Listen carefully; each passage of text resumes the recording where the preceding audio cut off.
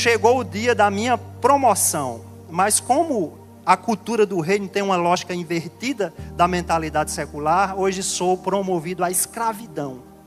Como Paulo declarou em Romanos 1:1. Paulo, escravo, servo de Cristo. Sim, a palavra aqui é escravo, doulos.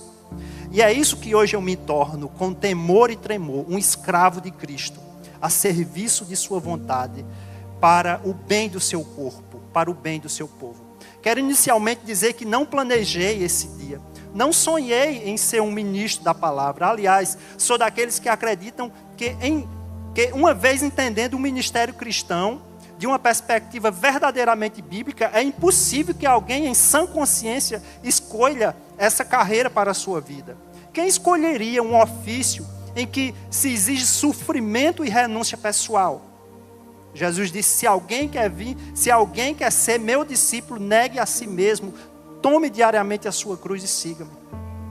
Quem escolheria um ofício em que não garante segurança financeira ou estabilidade? Os que anunciam o Evangelho devem viver do Evangelho. Paulo também disse, aprendi o segredo de viver contente em toda e qualquer situação. Quem escolheria um ofício que é caracterizado por serviço humilde e não por status e poder? Quem quiser ser o maior entre vocês deverá ser o servo, Jesus disse. Quem escolheria um ofício em que enfrenta a oposição e rejeição? Paulo disse, todos os que desejam viver piedosamente em Cristo serão perseguidos. Quem escolheria um ofício que defende e proclama verdades impopulares? Quem escolheria um ofício em que implica responsabilidade espiritual com prestação de contas a ninguém menos do que Deus? Hebreus 13:17 diz, eles cuidam de vocês como quem deve prestar contas a Deus. Quem escolheria um ofício que tem foco no invisível e eterno, não no tangível e imediato? Não atentamos nas coisas que se veem, mas nas coisas que não se veem, disse Paulo, 1 Coríntios 4:18. Quem escolheria um ofício que tem como essência ser mártir? A palavra testemunho que o pastor Roberto pregou aqui quer dizer mártir. Quem escolheria esse ofício que significa ser mártir? Quem escolheria um ofício que sofre por ser empático com o outro? Filhinhos, novamente estou sofrendo dores de parto por sua causa, até que Cristo seja formado em vocês. Gálatas 4:19. A resposta é simples, meus irmãos. Ninguém escolheria. Mas Jesus chama os seus ministros. Jesus chamou os 12, eles não se voluntariaram. Marcos 3:13 diz, Jesus subiu a um monte, chamou a si aqueles que ele quis, os quais vieram para junto dele, escolheu 12, designando-os para os apóstolos. Paulo é chamado diretamente por Cristo. Paulo, apóstolo, não da parte de homens, nem por intermédio de pessoa alguma, mas por Jesus Cristo e por Deus Pai. Gálatas 1:1. O Espírito Santo separa os seus obreiros. Enquanto adoravam o Senhor e jejuavam, o Espírito Santo disse, separem-me a Barnabé e Saulo para a obra do ministério. Atos 13:2. Os dons e chamados são dados por Cristo à igreja. E ele designou alguns para apóstolos, outros para profeta, outros para evangelistas, outros para pastores e mestres. É o Espírito Santo que designa. Deus me chamou e por isso eu estou aqui. 2 dias atrás, minha esposa me perguntou, você não está com medo? Eu respondi de imediato, não. Mas isso pode soar estranho. Afinal, como alguém pode não ter medo diante de um desafio tão grande como o ministério pastoral? Eu explico. A razão por que não temo é teológica. É porque sei a quem pertenço, sei quem me chamou, sei de quem é a igreja. Acredito que muitos líderes se atemorizam porque perderam a consciência bíblica de que a igreja não é deles. Ela não nasce da vontade humana, mas do coração eterno de Deus. Apacentem a igreja de Deus, que Ele comprou com o seu próprio sangue. Atos 20 e 28. A missão também não é nossa, é dele. Ele nos convida a cooperar com Ele mesmo Ele mesmo está fazendo. Ele nos convida a cooperar com o que Ele mesmo está fazendo no mundo, pois nós somos cooperadores de Deus, palavras de Paulo. tudo se inicia nele, tudo termina nele e tudo é para ele. Porque dele e para ele são todas as coisas, a ele seja glória para sempre, amém. Romanos 11:36.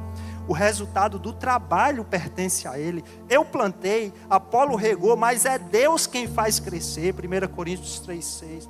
Por isso eu não temo, porque não é sobre mim, é tudo sobre ele.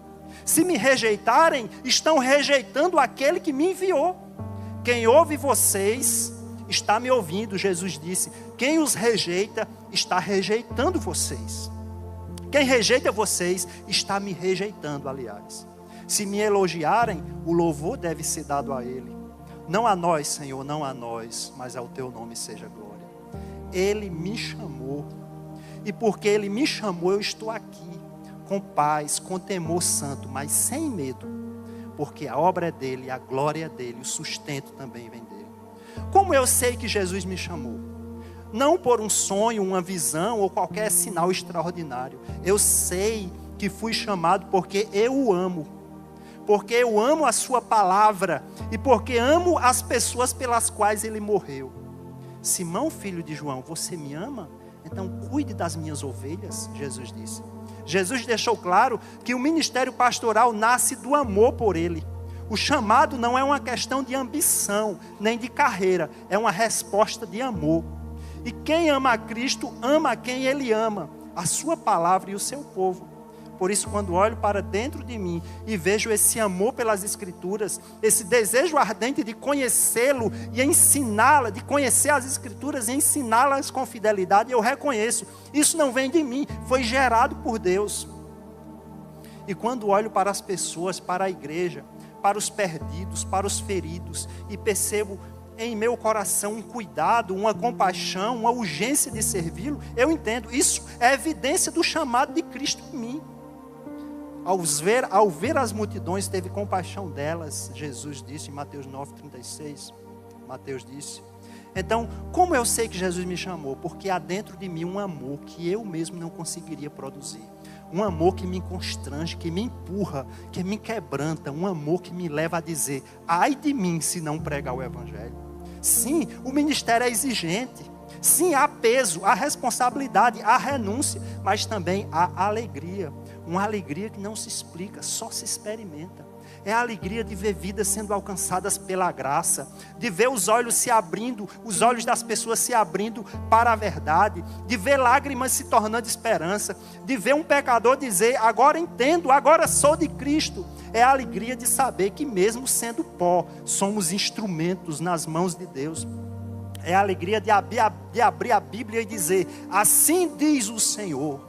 É a alegria de andar com o povo, orar com o povo, chorar com o povo, testemunhar o poder do Evangelho, transformando o povo. Como são belos os pés dos que anunciam as boas novas.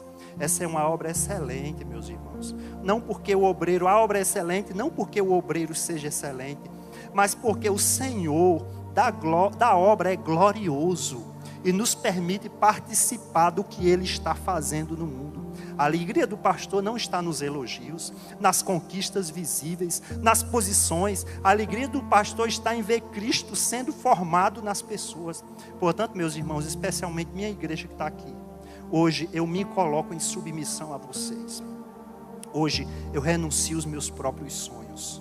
Hoje eu desço mais um degrau, a um nível mais baixo, como fez o nosso Senhor.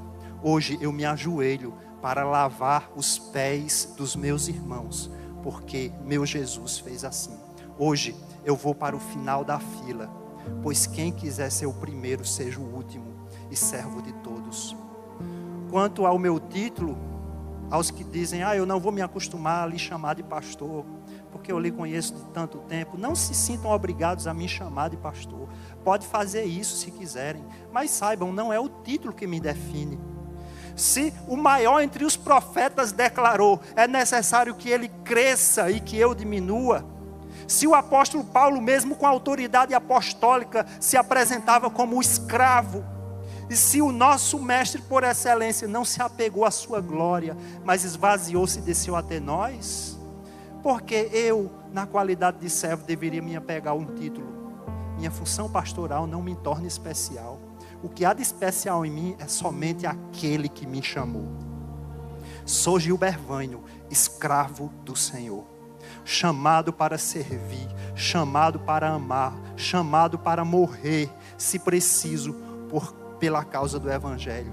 E assim, com temor e com alegria, me coloco diante de vocês e de Deus, não como alguém que alcançou, mas como alguém que foi alcançado, para que Cristo cresça, para que a igreja floresça e para que a glória seja somente dele. Deus abençoe vocês.